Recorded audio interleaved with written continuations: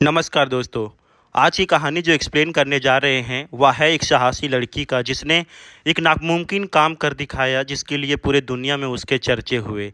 Movie का नाम है डिजर्ट। तो चलिए दोस्तों जानते हैं कि उसने ऐसा क्या किया। तो दोस्तों 1975 का समय दिखाया जाता है और जगह है सेंट्रल ऑस्ट्रेलिया। यहाँ पर हम रॉबिन नाम की लड़की को देखते हैं, उसके साथ उसका एक डॉग भी है। रॉबिन हमें बताती है कि वो एक सफ़र करने वाली है और यह सफ़र होने वाला है ऑस्ट्रेलिया डिजर्ट का, जो कि टेक्स स्प्रिंग से लेके इंडियन ओशियन तक फैला हुआ है, जिसका डिस्टेंस है 3218 किलोमीटर। अब कहानी शुरू होती है और हम रॉबिन को देखते हैं एक कैमल फार्म पे, जहाँ पर वो एक आदमी से उसके 2 कैमल मांगती है, पर वो आदमी मना कर देता है क्योंकि रॉबिन का प्लान उसे बकवास लग रहा था। लेकिन वो उसे एक ऑफ़र देता है कि अगर रॉबिन उसके लिए 8 महीने फ्री में काम करेगी तो उसे 2 कैमल दे सकता है और उसे ट्रेनिंग भी देगा जिससे वो कैमल को पाल सकती है। अब रॉबिन को यह ऑफ़र काफ़ी अच्छा लगता है और वो एग्री हो जाती है, लेकिन आखिर में वो आदमी उससे पूछ लेता है कि आखिर वो ऊँट का करेगी क्या। तभी रॉबिन बताती है कि वो ऑस्ट्रेलिया डिजर्ट पार करना चाहती है, वो भी पैदल। अब ये सुन के वो आदमी चौंक जाता है कि अकेले लड़की इतना लंबा और ख़तरनाक सफ़र कैसे तय कर सकती है। वो उसे बोलने लगता है, अपनी जान तुम क्यों गंवाना चाहती हो, यह सफ़र बहुत ही खतरनाक है। तो रॉबिन बताती है, मेरे बाबा ने 1935 में कलहरी पार किए थे, जिसके बाद उनका एक और सपना था कि वो ऑस्ट्रेलिया डिजर्ट से लेके इंडियन ओशियन तक पैदल सफ़र करें, लेकिन इससे पहले ही उनकी मौत हो गई और अब उनका सपना मैं पूरा करना चाहती हूँ। अब आगे हम देखते हैं वह आदमी उसे वहाँ सारे ऊँटों से मिलवाता है, जिसके बाद वो अपनी टेंट लगा लेती है और वहीं पे रहने लगती है और उसके फार्म पे काम करना शुरू कर देती है। वो आदमी उसे ऊँटों को कंट्रोल करना सिखाता है और उसे कैसे यूज करते हैं यह भी बताता है। अब रॉबिन ये सब काफ़ी जल्दी सीख जाती है और बीच बीच में वहाँ पे जो टूरिस्ट आते हैं उनके ऊँट की सवारी भी करवाने का काम इसका ही जिम्मा था। ऐसे करते करते दिन करीब आने लगता है और एक दिन वो आदमी उसे बोलता है कि तुम अपने जूते उतार कर रहा करो और अपने पैरों को तैयार करो रेगिस्तान पर चलने के लिए, तब जाकर तुम इतनी लंबी सफ़र को तय कर सकोगी। अब कुछ दिन बीतता है और आखिरकार रॉबिन को या अब काम करते करते पूरे 8 महीने हो जाते हैं, जिसके बाद रॉबिन उसके पास जाती है और उसे अपनी डील के बारे में बात करती है, लेकिन वो आदमी उसे धोखा दे देता है और उसे वहाँ से डांट के भगा देता है। रॉबिन गुस्से में वहाँ से अपना बोरिया बिस्तर समेटती है और वहाँ से निकल जाती है। उसे टूटा हुआ घर दिखता है, वह अपने डॉग के साथ वहीं पर रुकने का फैसला करती है। अब थोड़ी देर आराम करने के बाद फिर से अपना सफ़र जारी करती है। अब थोड़ी दूर पर उसे एक और फार्म दिखाई देता है। उस फार्म के मालिक का नाम स्लाई है। जब उस रॉबिन के सफ़र के बारे में उसे फार्म के मालिक को पता चलता है तो वह उससे कहता है, तुम 2000 मील का सफ़र अकेले तय कर रही हो, लगता है तुम्हें अपनी जान प्यारी नहीं है। लेकिन वह उनकी बातों पर ध्यान नहीं देती है और उसे अपने प्रॉब्लम्स के बारे में बताती है। तभी स्लाई उसे काम पर रख लेता है और उसकी मदद करने के लिए तैयार हो जाता है। वह कहता है, मैं तुम्हें एक ही ऊँट दे पाऊंगा, इसके लिए तुम्हें 1 महीने के लिए मेरे लिए काम करना होगा। अब रॉबिन के पास और कोई चारा नहीं था, इसके लिए वह तैयार हो जाती है उसके यहाँ काम करने के लिए और वह अपना काम करना चालू कर देती है। स्लाई अपने ऊँटों के साथ घूमने के लिए जाता है और उसे काफ़ी मज़ा भी आता है। अब धीरे धीरे करके 1 महीने बीत जाते हैं और इस बार रॉबिन को एक ऊँट मिल जाता है, पर सिर्फ एक। उसे वह अपना सफ़र पूरा नहीं कर सकती थी, लेकिन अभी तो उसे एक ही से काम चलाना पड़ेगा। अब एक दिन उससे कुछ लोग मिलने आते हैं जो कि उसके दोस्त होते हैं और रॉबिन देख के काफ़ी खुश होती है क्योंकि उनसे 1 साल बाद किसी अपने को देखा था। उसके दोस्त के साथ एक रिक नाम का आदमी भी होता है जो कि नेशनल जियोग्राफिक फोटोग्राफर होता है। वह अपने मैगजीन में रॉबिन के सफ़र के बारे में छापने के लिए रेडी होता है, जिससे रॉबिन फेमस हो सकती है। जब रॉबिन को एक दोस्त उसे बताती है कि तुम्हें इतना लंबा सफ़र तय करने की क्या ज़रूरत है, तुम छोटा सा एक डेस्टिनेशन तय कर सकती हो और उसे पूरा कर सकती हो, लेकिन रॉबिन मना कर देती है क्योंकि ये सफ़र उसके लिए नहीं बल्कि उसके बाबा के लिए होता है। इसके बाद वो लोग काफ़ी बातें करते हैं, लेकिन वो सब बातें अब रॉबिन को पसंद नहीं आ रही थी क्योंकि उसे लग रहा था कि ये लोग उसका समय बर्बाद कर रहे हैं और उसे लक्ष्य तक पहुंचने से रोक रहे हैं। इसलिए वो बाहर आ जाती है और अपने ऊँटों के साथ बातें करने लगती है। अब कुछ समय बीत जाता है और उसके दोस्त वहाँ से जाने लगते हैं और रिक उसकी फ़ोटो क्लिक करता है और वहीं पे रख देता है। अब उसके दोस्त के जाने के बाद रॉबिन को फ़ोटो मिलता है। वह देखती देखती है कि उसके पीछे एक नोट लिखा हुआ है, जिसमें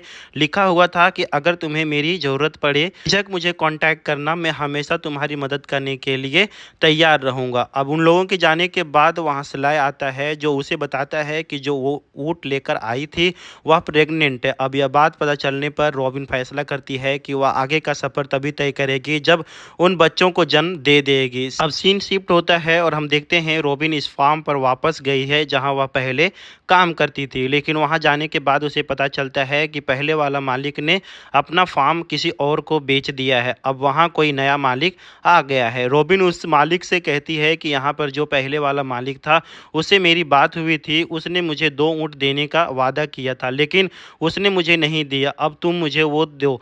लेकिन वो मालिक मना कर देता है। वह कहता है कि तुम्हारी जिससे बात हुई थी तुम उसी से मांगो। तभी वह देखते हैं कि यहाँ पर उस आदमी से एक ऊँट संभल नहीं रहा होता है और वह अनकंट्रोल हो जाता है, लेकिन रॉबिन उसे संभाल लेती है और ये देखकर वो आदमी काफ़ी खुश हो जाता है और उसके जुनून और उसकी काबिलियत को देखकर वो आदमी रॉबिन को 2 ऊँट दे देता है, जिसे पाकर रॉबिन बहुत ही ज़्यादा खुश हो जाती है। अब रात होने पर रिक को एक लेटर लिखती है कि मैं चाहती हूँ तुम्हारी कंपनी नेशनल जियोग्राफिक चैनल मेरी इस ट्रिप को स्पॉन्सर करे, जिससे मुझे थोड़ी हेल्प हो जाए। वो लेटर उसके दिए हुए पते पर भेज देती है और आगे हम देखते हैं कि उसके ऊँट ने अब एक बच्चे को जन्म दिया।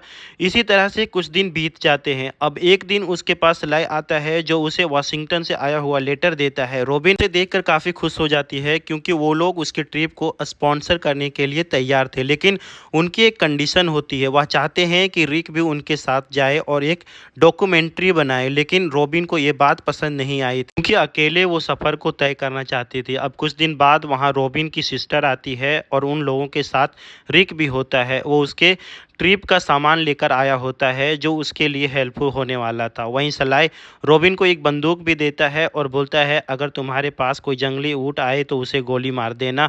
अब फाइनली वो दिन आ जाता है जब रॉबिन अपने चारों कैमल और अपने डॉग के साथ ट्रिप के लिए निकल जाती है। अब जाने से पहले रिक उसकी एक फ़ोटो क्लिक करता है मैगजीन के लिए। वह उससे कहता है कि मैं तुम्हें अब अगले डेस्टिनेशन पर मिलूंगा। फाइनली उसका सफ़र शुरू होता है। उसे इस गर्मी में पूरा डिजर्ट पार करना था। अब धीरे धीरे करके उसे 29 दिन हो जाते हैं और वो पहले वाली रॉबिन नहीं रह गई थी। उसके मुंह में दाग आ चुके थे, वो प्यासी है। इसके बाद वो एक नेशनल पार्क पहुंचती है, लेकिन वहां का सिक्योरिटी उसे अंदर जाने से मना कर देता है क्योंकि वहां पर जानवरों को अंदर ले जाना अलाउ नहीं था, जिस वजह से वो वहीं पर टेंट लगा लेती है। और इसी बीच वहां पे रिक आ जाता है और जो उसकी फ़ोटो को क्लिक करता है और चला जाता है, पर उसने जो फ़ोटो ली थी वो सही नहीं आई थी। इस वजह से वो कल दोबारा उससे मिलने आता है और तभी वहाँ एक रेतीला तूफान आ जाता है जिससे रॉबिन का सारा सामान बिखर जाता है, लेकिन रिक उसकी मदद करने के बजाय उसकी फ़ोटो लिए जा रहा था और ये देखकर वह बहुत ही ज़्यादा गुस्सा हो जाती है और वहाँ से जाने लगती है। रिक को समझ आ जाता है कि उसकी गलती है, इसलिए वह उससे माफ़ी मांगता है और बोलता है कि मैं तुम्हें टस्मानिया गांव में मिलूंगी, जो कि असल में ऑस्ट्रेलिया के ब्लैक लोगों का गांव होता है। और रिक बीच बीच में उसकी मदद करने आता था ताकि रॉबिन का हौसला बना रहे, उसकी हिम्मत ना टूटे और वह अपनी डॉक्यूमेंट्री भी बना सके। अब अगले दिन रॉबिन फिर से निकल जाती है। रास्ते में उसे हर बार की तरह कड़कती धूप का सामना करना पड़ता है, लेकिन उसके लिए ये सब बहुत ही आम बात हो गई थी और अब उसे पूरे 61 दिन हो जाते हैं। अब एक सुबह वो सोकर उठती है तो वह देखती है कि उसका डॉग और उसके जो कैमल्स हैं वो वहाँ पे नहीं है, जिसे देखकर वह परेशान हो जाती है। लेकिन थोड़ी ही दूर में वो उसे मिल जाते हैं और वो उन्हें बहुत ही डांटती है और बोलती है कि मुझे छोड़कर दोबारा मत जाना, नहीं तो अच्छा नहीं होगा। इसके बाद वो उन्हें गले लगा लेती है। अब ऐसे करते करते उस गांव पर पहुंच जाती है जो कि एक ब्लैक लोगों का गांव होता है। ये काफ़ी ट्रेडिशनल विलेज होता है। वहाँ पर रिक अपने सीनियर के साथ पहले से ही मौजूद था, जिसके बाद वो लोग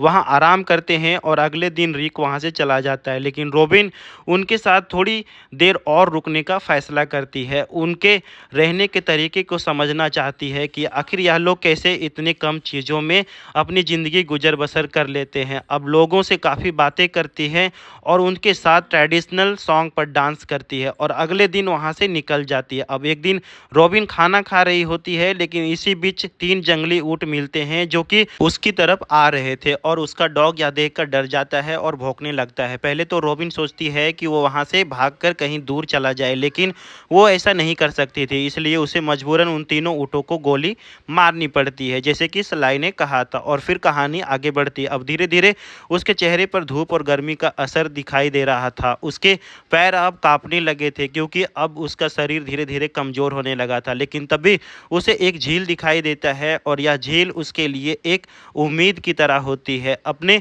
ऊँटों को पानी पिलाती है और खुद भी फ्रेश हो जाती है। इसी बीच वहाँ पर कुछ तस्मानिया लोग आते हैं जो लोग बहुत ही अच्छे होते हैं। रॉबिन उन लोगों के साथ बैठ के बातें करती है। तब एक आदमी उसे पूछता है कि तुम कहाँ जा रही हो, तो बताती है कि वो ओशियन की तरफ जा रही है। यह सुनकर वो आदमी काफ़ी चौंक जाता है। क्या अकेली लड़की कैसे सफ़र तय कर सकती है। अब आदमी अपने ग्रुप में से एक एडी नाम के आदमी को उसके साथ भेजता है और बोलता है यह तुम्हें छोटे रास्ते से लेकर जाएगा क्योंकि इन रास्तों के बारे में अच्छे से पता था। अब रॉबिन को एक साथी मिल गया था जिससे कि उसको शायद थोड़ा हौसला मिल सके। इसी तरह से दोस्तों 84 दिन बीत जाते हैं और एडी और रॉबिन आगे बढ़ने लगते हैं। बीच बीच में उन दोनों में काफ़ी बातें होती है। एडी को भी थोड़ी थोड़ी इंग्लिश आती थी जिस वजह से वो लोग क्या बोल रहे हैं वो समझ जाता था। अब बीच में रास्ते में एक आदमी मिलता है और वो भी रॉबिन की तरह ट्रैवलर होता है। अब रॉबिन वहाँ रुक कर थोड़े आराम करती है और वो ट्रैवलर